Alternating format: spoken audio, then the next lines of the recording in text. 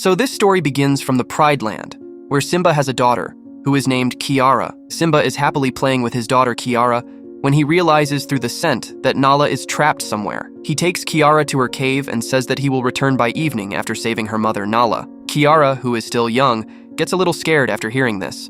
But Simba explains to her that Timon and Pumbaa uncles are here to take care of her. Saying this, he leaves from there. Slowly, night starts to fall. Dark clouds cover the sky, and it starts to rain. Kiara had seen rain for the first time, and because lions are generally afraid of water, she also gets scared. On top of that, she did not have her mother and father with her. Then Rafiki comes to the cave. Kiara becomes very happy to see him, because she likes Rafiki's grandfather very much. Kiara tells Rafiki that she is very afraid of water. It seems so. Hearing this, Rafiki says, "The lions whose blood is in you were also once afraid of water, but they overcame their fear, and today, because of their bravery, they became great lions." But Kiara says, "I can never be as brave as my father Simba and Grandpa Mufasa." Hearing this, Rafiki decides to tell her the story of a lion of her age. This story is of Mufasa. Mufasa was born with his father and mother on a barren land where not a drop of water had fallen for years. His parents used to tell him the story of a place which was always full of greenery and where there was never a shortage of water. That place was a paradise for animals, whose name was Mileli. They used to tell Mufasa that this place is towards the sunlight and his destination is there. One day, when Mufasa is playing with his parents, suddenly a drop of water falls on him and thick clouds cover the sky. This meant that it was going to rain.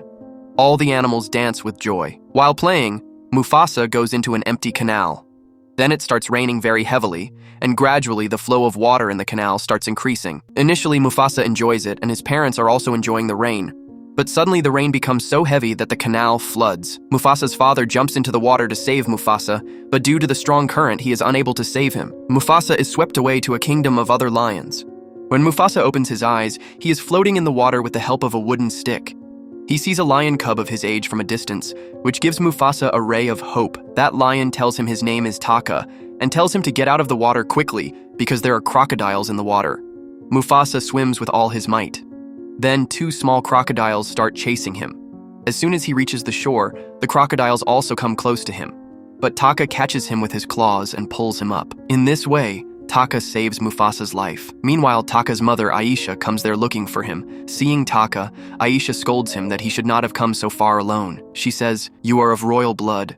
Your life is very precious." But Taka replies, "Look, mother, I saved the life of a lion." Aisha says, "That's fine, but you should not spend too much time with a stray." Mufasa tells Aisha, "I'm not a vagabond.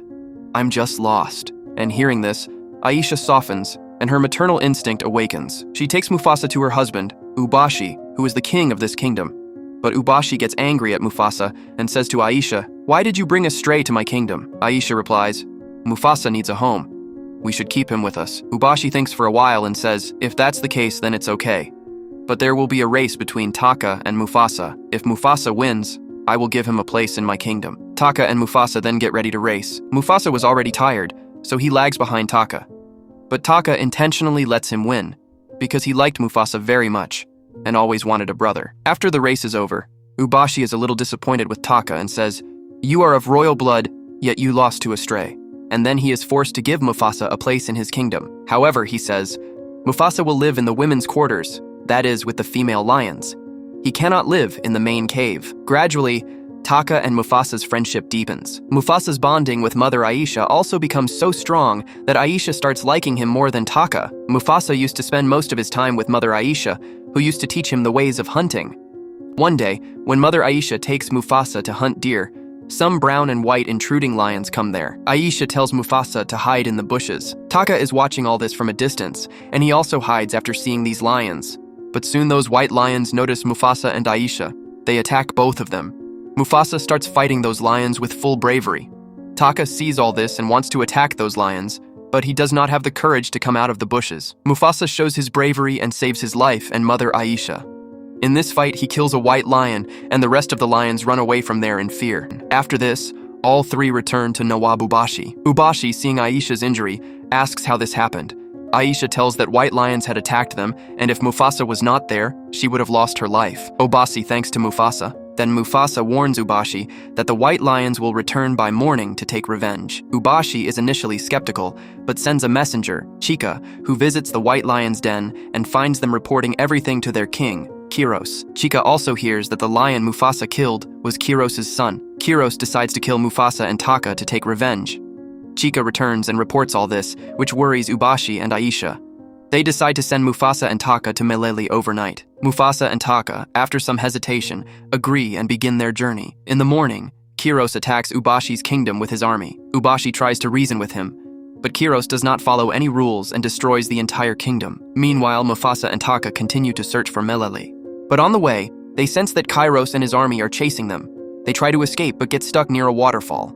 Taka tells Mufasa to jump. After a little scare, the two jump into the waterfall and somehow save their lives. Kiros angrily says that he will find them. Moving on, Mufasa and Taka come across a lioness named Sharabi, who is a princess and has wandered off with her bodyguard Jazu. The four of them join them. Along the way, they come across a lonely monkey named Rafiki, who was separated from his group. Rafiki acts as a guide for the animals due to his spiritual powers. He tells them that they are going in the right direction and joins them to go to Malele. The next day, the five of them continue their journey to Malele, with Taka asking Mufasa how to express his love for Sharabi. Mufasa suggests he ask Sharabi to compliment his scent. Taka does so, and Sharabi is impressed. As they move on, they see that Kiros and his troops have arrived. After which, Rafiki makes a plan after seeing the herd of elephants. He breaks the beehive and drives the elephants away, so that Kiros and his army are unable to reach them. However, Sharabi faints in this stampede. Mufasa saves Sharabi by risking his life. When Sharabi regains consciousness, she asks who saved her. Mufasa takes the name of Taka, so that Sharabi falls in love with Taka. After this, they move towards Malele and reach near the snowy mountains. Rafiki tells with his powers that Malele is behind these mountains, but Kiros and his army also reach there. Mufasa tells Jaju to erase the paw marks by making snowfall.